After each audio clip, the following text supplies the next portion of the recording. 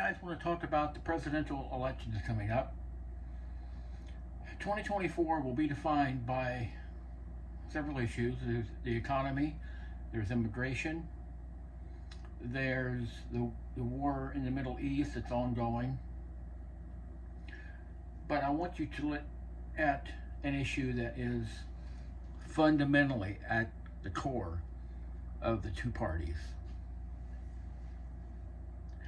We have a party that does not believe in the Constitution. Why do I say this? Okay. We have a party in the guise of John Kerry, who served in Vietnam, who is arguing that the First and Second Amendment need to be done away with. Because the First Amendment, and they are talking primarily about social media because that's the one avenue that the left can't control. You know, they have broadcast news, they have newspapers, they have Hollywood, they have all these sources of information, and they're all preaching the same tune. And then you have guys like me and you that are on Facebook, that are on YouTube, that are on Twitter, that are on pick your platform. And we're saying, hey, wait a minute. What this party is doing is evil at its core, and here's why. They don't want that message out. They don't want to be questioned. They don't want facts. They don't want the truth. John Adams would say that facts are stubborn things. This is true. Facts are stubborn things. You can argue whatever you want, but the facts will always weed out whatever lies that are being told. Then you have Tim Walz, who I think the only true thing the man has said in the weeks that he's been picked as a nominee is that he is a knucklehead. There are other words I would use, but I won't. I'll just use his word as knucklehead. He is saying that the Electoral College needs to be done away with. Why? The Electoral College was set up by the founders in the Constitution. The popular vote was never meant to be a thing. That was started by Andrew Jackson because Andrew Jackson couldn't win an election either without the popular vote.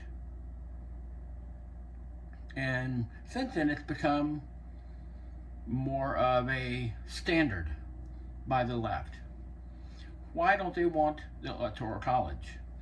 The Electoral College gives the vote to you and me. We get a voice. The popular vote would let people in Chicago and New York City and Hollywood and all those idiotic places where all the people that don't know what gender they are would be able to pick the leader of the free world. Again, guys like you and me would be like, now wait a minute. You guys can have a voice, but your voice does not drown out what we have to say. So think about this. Has anyone on the right ever said, we don't like the First Amendment? Just flat out, we don't like it. They have said that you can say whatever you want, but then you also have to deal with the consequences of whatever you say. That's different. Have they ever said, we need to do away with the Electoral College? Have they picked any part of the Constitution you want to talk about? Pick any of the amendments you want to talk about. Has anyone on the right ever said, we need to do away with this? No. The left has gotten more and more and more and more power in the last 125 years. They have used it very effectively. They have turned a large percentage of the population against itself in doing so because they have the power. Now they want absolute power, and there are people that are pushing back, and the left is now attempting to take away the voice we still have.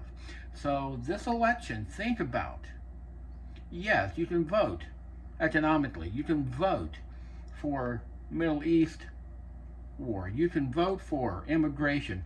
All those are extremely important. I'm not downplaying any of those. But think about what makes this country great. The freedom of speech. You can say you are a knucklehead. You can say whatever you want to say. No other country is allowed to have the voice it has against its own government. No other country is allowed the freedom to pick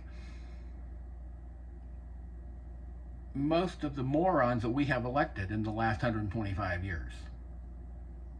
We have a choice in November. Do you vote for the Constitution, or do you vote to be like every other country? To me, it's a simple choice. Thanks for watching.